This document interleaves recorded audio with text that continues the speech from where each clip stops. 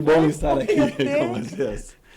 Que situação espinhosa, difícil, né? Arriscada, claro, para o empresário, mas foi uma decisão do Tribunal de Justiça em primeira instância do Dr. Rodrigo Jacomin, que entendeu por dois fundamentos, né, que a caducidade decretada não teria sido válida. A Procuradoria do município está estudando um recurso.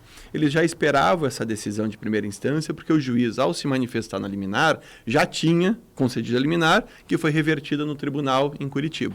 Então, tudo leva a crer que a decisão de primeira instância também seja revertida em tribunal. Né? Não o sendo, o juiz, como o senhor bem mencionou, já deixou claro que só volta para o consórcio Sorriso ao final da demanda, ao final do processo, que aí tem seus recursos inerentes, não só ao Tribunal de Justiça, os embargos, mas também recurso especial para o STJ, recurso extraordinário para o STF. Então, é uma briga judicial longa, não acabou aqui. No meio de tudo isso, a gente tem um contrato emergencial se encerrando em março, 12 de março, e nós precisamos prestar o serviço, que é um serviço de transporte público coletivo essencial. Né? Hoje são transportados mais de 45 mil passageiros de segunda a sexta, aí cai no sábado e cai um pouco mais no domingo. Mas são muitas pessoas envolvidas que precisam do transporte coletivo para exercer suas atividades diárias.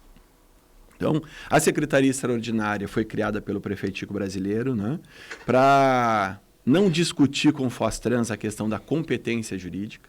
No início, lá atrás, então, o entendimento é de que o Fostrans faria a próxima licitação, porque foi criada com essa finalidade de cuidar do transporte e do trânsito da nossa cidade. Faz parte da administração indireta, né, com essa especificidade. É uma autarquia municipal. O procurador do Fostrans emite um parecer, agora, dizendo não compete ao Fostrans. O município tinha esse entendimento de que competiria ao Fostrans.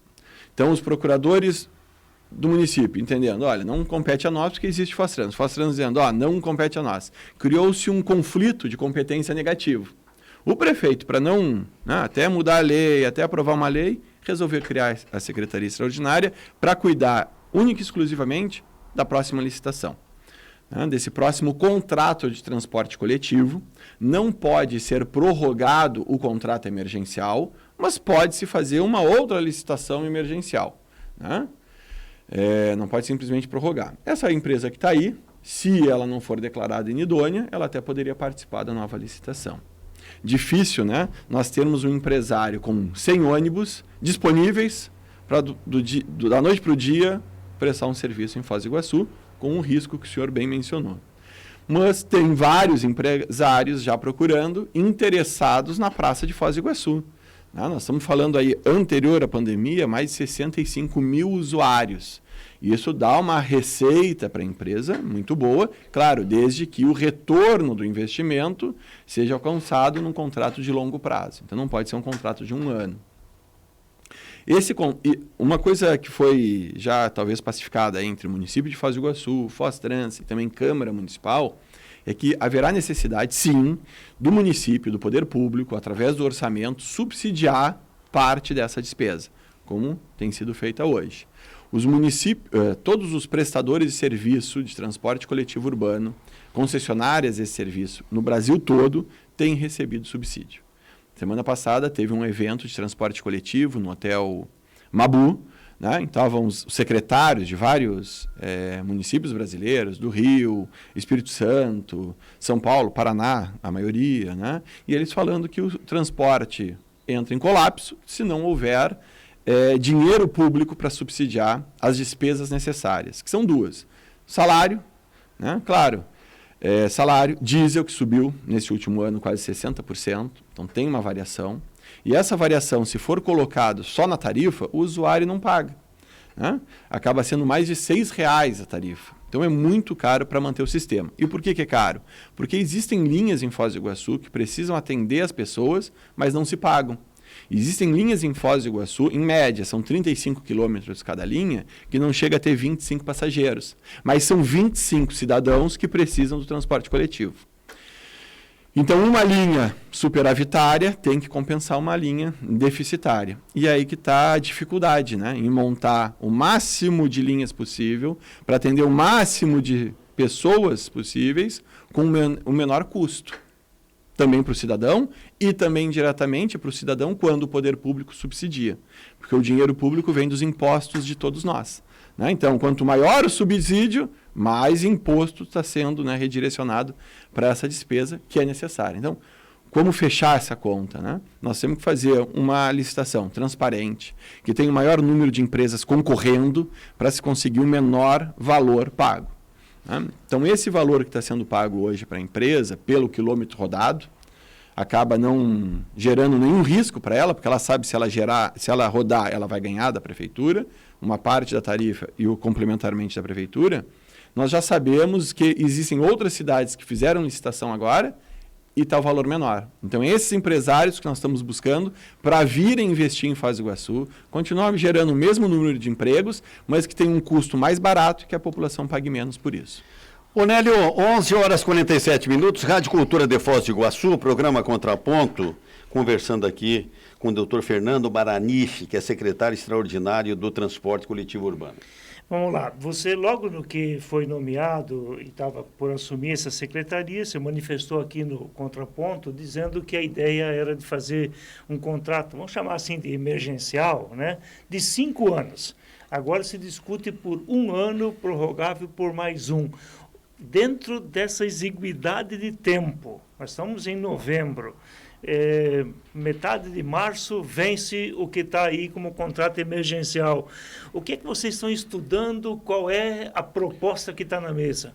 A proposta hoje mais factível, assim, possível, é de fazer um contrato de prestação de serviço de 1 ano, prorrogável até 60 meses, até 5 anos, que é o que a lei permite. Então, isso talvez seja o mais viável hoje pela exiguidade do prazo que a gente tem até março para colocar esse novo serviço, né, sendo prestado no município. Então, a ideia hoje seria fazer um contrato, previsão de 1 ano, sendo prorrogável até 5, até se ter tempo suficiente para fazer um grande estudo das necessidades, até tempo do município abrir novas avenidas, novas ruas, pontes necessárias, né, para se fazer mais linhas troncais para se atender melhor o município. Tá, por exemplo, né, nós podemos falar aqui, a João Paulo II, né? Sim, João Paulo II, ela sai da rodoviária, ela para antes da Felipe Vancher, falta uma ponte. Da Felipe Vancher, nós temos ali a Avenida Herschink, que ela já está o espaçamento duplicado, ela pode ser duplicada até a Avenida das Cataratas. Então, tirando muito fluxo, muito trânsito dentro do centro de Foz do Iguaçu. Tem a Avenida Pôr do Sol também, que ela precisa ser duplicada num trecho. Né? Nós temos a Javier Quebel também, a Avenida Safira, atrás do shopping. Então, nós temos alguns gargalos que ainda não está possibilitando a colocação de mais linhas troncais. Hoje o projeto trabalha com 4 linhas troncais e aí com alimentadores a essas linhas troncais, que teriam muitos ônibus com mais frequência para fazer com que o cidadão, o usuário do transporte coletivo, o nosso munícipe, o turista, né, chegue mais rápido ao seu destino. Eu sei que são coisas distintas, mas antes desse contrato emergencial era dito mais ou menos a mesma coisa. Tem muitas empresas que querem vir para Foz do Iguaçu, tem muita gente procurando e que depois não se efetivou quando apareceu para valer. Nessa nova proposta, um contrato de 1 ano, prorrogável por mais alguns até 5, você acha que, no fundo, é algo que vai acabar beneficiando por já estar como estrutura na cidade quem atualmente presta o serviço? Provavelmente quem tem já um estacionamento no município, né, uma garagem com toda uma estrutura montada, né, ônibus já aqui, acaba saindo na frente porque já conhece a cidade. O que a gente tenta demonstrar para esses empresários é que há viabilidade para eles virem. Não acredito que em 1 ano se consiga, então não vai ser um contrato só de 1 ano. E nós não vamos exigir 100% da frota nova. O que hoje a lei permite? Né? A idade, a frota máxima é de 12 anos, existe uma idade média. Então, metade 0 km e metade 12 anos, para ser mais, de forma geral, assim, explicar. Então, isso faz com que o investimento inicial do empresário não seja tão substancial. Outra questão também é a exigência dos ônibus não serem próprios da empresa. A empresa pode fazer um leasing, pode fazer um arrendamento, uma alocação de ônibus, desde que passe pelo padrão e fiscalização do Fostrans. Né? Algumas exigências, né? Nós queremos exigir sim o ar-condicionado. Foi feita uma pesquisa lá atrás e o ar-condicionado não é a reclamação número 1 do cidadão. né? Tanto é que ônibus com ar-condicionado ligado, muitas vezes o cidadão reclama que está muito frio, né? Temos esse problema, mas a reclamação número 1 é: precisamos ter mais linhas e dentro de cada linha nós precisamos ter mais ônibus para dar mais frequência, para a pessoa não ficar tanto tempo esperando no ponto. É isso que essa comissão, então, né, a partir do dia 1º foi formada, que está trabalhando e já tem oferecido, já tem apresentado. Então, já nos reunimos com a Câmara de Vereadores, já nos reunimos com o Conselho Municipal de Trânsito e Transporte, já nos reunimos com o Conselho, com o sindicato do Vitorassi, né, que é dos trabalhadores rodoviários, já nos reunimos também com o sindicato dos comerciários, né, o Luiz Carlos esteve lá olhando também, vendo. Quarta-feira vamos nos reunir com o senhor Marcelo Martini, que é o presidente do Sind Hotéis, para ver quais são as necessidades dos hotéis para a gente conseguir adequar. Porque muitas vezes o que a gente percebe é que a linha passa às 11 horas o ônibus, só que às 11 horas é o horário que o trabalhador sai do hotel, até chegar no ponto é 11h05. Então essas adequações são necessárias sim. Sobre a questão dos atrasos de alguma linha, o trânsito ele é dinâmico. Então ele é trabalhado a linha do ônibus, a quilometragem e uma velocidade média de 20 km, é que acaba dando em cada linha. Se tiver um cadeirante, atrasa em 5 minutos. Se tiver 2, mais 5, 10 minutos. Né? É o tempo do motorista descer, baixar a plataforma do cadeirante, subir o cadeirante para dentro do ônibus, voltar, né, para dirigir o ônibus e tocar a viagem. Então, são 5 minutos, é o que leva o tempo médio aí de um cadeirante. Fora semáforos, fora acidente, né? Fora outras questões que podem atrasar a linha. A gente vai trabalhar com isso, com a questão dos aplicativos. A gente tem que usar a tecnologia a nosso favor. Né? Então, para a pessoa saber qual é o tempo que aquela linha vai demorar ainda a chegar, para ver se não é mais vantajoso pegar outro ônibus e fazer uma integração ali na frente. Agora 11h56, Dante, 53, perdão. Maraniche, me chamou a atenção essa possibilidade de prorrogação do contrato por mais um ano, podendo fazer um contrato de 1 ano, prorrogável, podendo chegar até 5. Emergencialmente seria. Não, temporariamente. A gente vai falar de emergencial porque a legislação fala de contrato emergencial com várias dispensas de procedimentos, não é isso que a gente quer fazer. Seria temporário da mesma maneira, seria, né? Aí ele funcionaria mais ou menos como é hoje. Com mais ônibus, né? Nós já estamos exigindo hoje, tem 84 ônibus, nós queremos 100 ônibus no mínimo, aumentar em 20%. Mas mesmo assim, ele sendo temporário, nós ficaríamos 5 anos ainda sem um planejamento de melhoria no transporte coletivo da cidade que uma concessão viria a trazer, né, para a população. Ou seja, 5 anos ainda... Não, dentro essa comissão que está trabalhando, Dante, já está sugerindo ao prefeito, então, aberturas de vias e ruas, modais troncais nas 4 principais avenidas, alimentadores e os chamados, antigamente chamava de necessidade de TTU. Não são mini TTU, são pontos de integração. Então, essa semana nós conversamos, a semana passada, com o CETRANS, que agora é Transitar em Cascavel, pegamos o projeto daqueles abrigos bonitos, grandes que eles têm, na Avenida Brasil. Né? Pegamos os projetos e a ideia seria fazer, então, super paradas de ônibus grandes que as pessoas, então, esperassem. Por exemplo, só na Tancredo Neves, nós estimamos em 17 dessas paradas. Né? Então, os alimentadores de cada bairro traz e vem de 15 em 15 minutos vai estar passando um ônibus na Tancredo Neves. Aí poderiam ser articulados esses ônibus? Articulados, exatamente. Esses ônibus seriam utilizados só para essa linha. Hoje, os ônibus articulados, eles são bonitos, modernos, mas eles só são eficientes ou eficazes na linha no pico, nessa linha 120 no pico. Depois, ele anda vazio. Né? Então, a gente acaba pagando uma quilometragem para a empresa que não compensa pelo número de usuários. Isso a gente tem que mudar. Então, esses ônibus articulares vai ser utilizado só na troncal, que a gente vai chamar de Avenida Tancredo, Itaipu, Prefeitura, exemplo.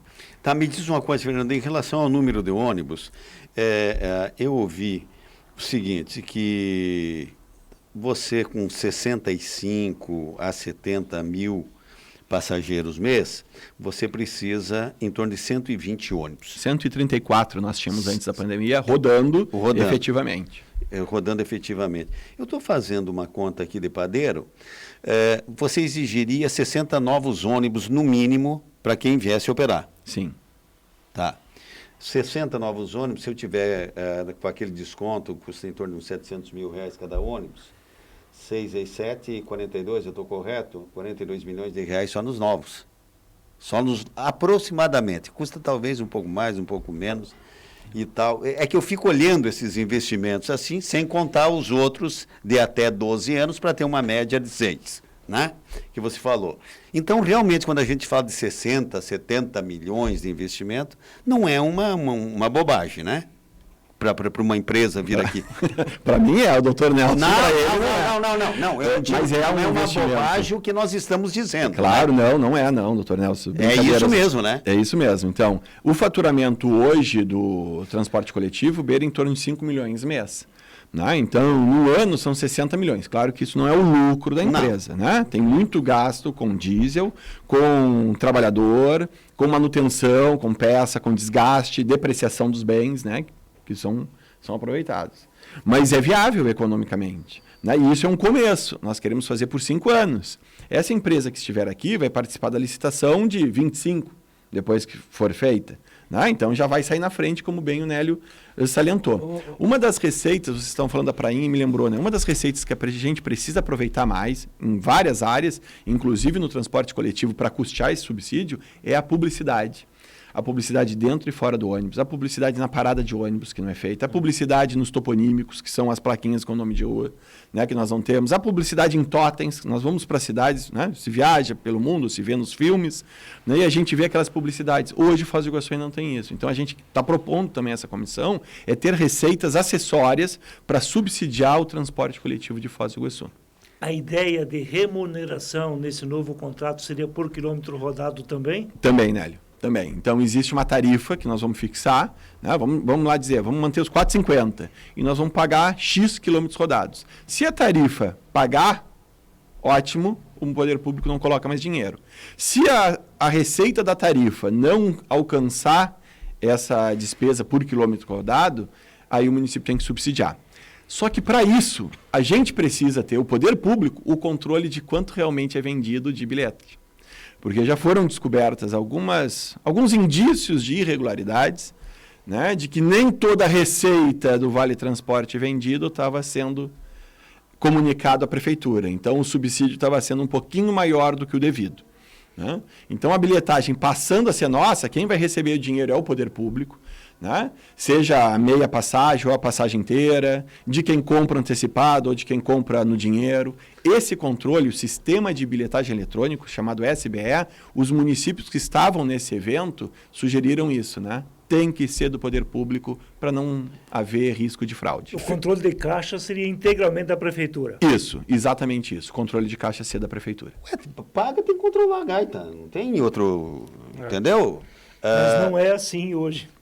11h59. Eu vou fazer um pequeno intervalo. O senhor fica, por gentileza, mais um pouquinho conosco? Então, vamos para o intervalo e a gente volta, inclusive, tocando no assunto transporte público coletivo Foz do Iguaçu.